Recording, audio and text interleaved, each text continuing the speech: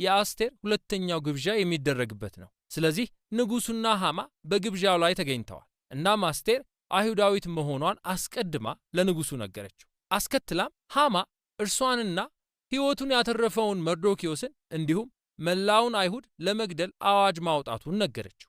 ንጉሡ ብዙ ጠጥቷልና ይህን ዜና በሰማ ጊዜ ተጨማሪ የስካር ቁጣ ውስጥ ይገባል። ሐማም ለመርዶክዮስ ባዘጋጀው ግንድ ላይ ራሱ እንዲሰቀልበት ትእዛዝ ይሰጣል። ሐማ የሞተበት መንገድ አስከፊና አስደንጋጭ ነው። የሐማ ስቅላት ግን አይሁዶችን ሁሉ ለመግደል የወጣውን አዋጅ የሚሽር አልነበረም። ስለዚህም ትኩረቱ አዋጁን በአዋጅ ለመቀልበስ የሚያስችል ዕቅድ ወደሚያወጡት ወደ አስቴርና መርዶክዮስ ይዞራል። ንጉሡ ከዚህ ቀደም ያወጣውን አዋጅ በድጋሜ መሻር እንደማይችል አውቀዋል።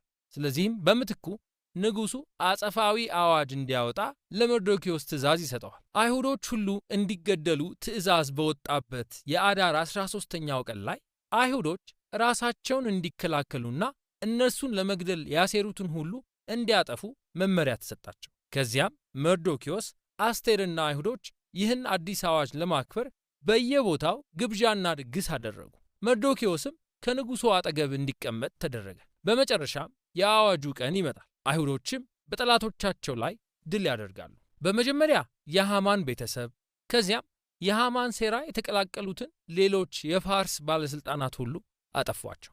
ከዚያም በሁለተኛው ቀን በመላው ግዛቱ በእነርሱ ላይ ያሴሩትን ሁሉ ለማጥፋት የሚያስችል ፈቃድ ያገኛሉ። በዚህም አይሁዶች ከጥፋት በመዳናቸው ምክንያት ደስታንና በዓልን ያደርጋሉ። በመቀጠል አስቴርና መርዶክዮስ ከጥፋት ነፃ መውጣታቸውን ለማስታወስ ዓመታዊውን የ2 ቀን የፉሪም በዓል እንዴት እንዳቋቋሙ ታሪኩ ይናገራል። የበዓሉ መጠሪያም የመጣው ከሐማ ዕጣ ነው። ያስታውሳሉ? ፉር ኢም። መጽሐፉ የሚደመድመው በአጭር ገለጻ ነው።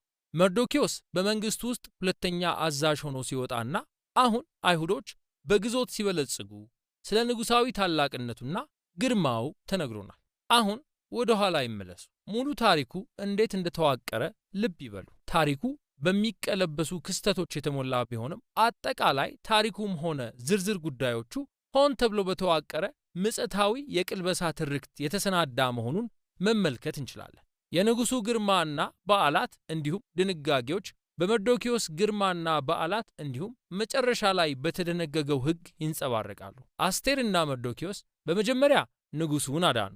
አሁን በመጨረሻው ደግሞ አይሁዶቹን ሁሉ አዳኑ። ከዚያም የሐማ ከፍታና አዋጅ እንዲሁም ግብዣ በመርዶክዮስ ከፍታና አዋጅ እንዲሁም ግብዣ ሲቀለበስ ይታያል። ከዚያም በመካከሉ የአስቴርንና የመርዶክዮስን የዕቅድ ትዕይንቶች ይመለከታሉ። ከዚያም የአስቴር 2 ግብዣዎች ለታሪኩ መቀልበስ ማዕቀፍ ሆነው የሚታዩ ታላቅ ክስተቶች ሲሆኑ እነዚህም የሐማ መውደቅና የመርዶክዮስ ክብር ማግኘት ናቸው። ውብ ነው። ሌላው የዚህ መጽሐፍ አስደናቂ ገጽታ የገጸ ባህሪያቱ የሞራል አሻሚነት ነው። መርዶክዮስና አስቴር አካል የሆኑበት ብዙ መጠጥ፣ ቁጣ፣ ወሲብና ግድያ በታሪኩ ውስጥ ይታያል። ብዙዎቹን ሳንጠቅስ አሕዛብን ማግባትና የረከሱ ምግቦችን መመገብ በሕጉ ከተሰጡት ትእዛዛት መካከል የተጣሱ ናቸው።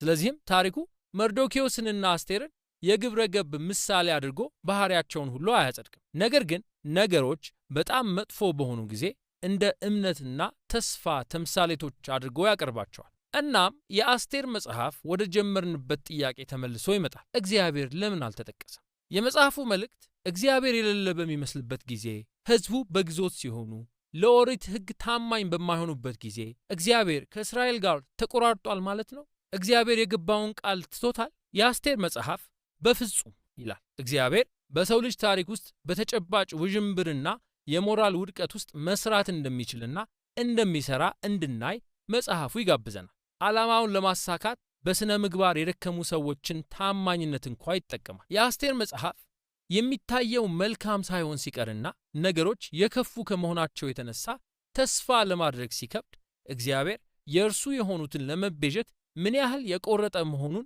ለማመን ፈቃደኞች እንድንሆን ይጠይቀናል። እንግዲህ የአስቴር መጽሐፍ ይህን ይመስላል።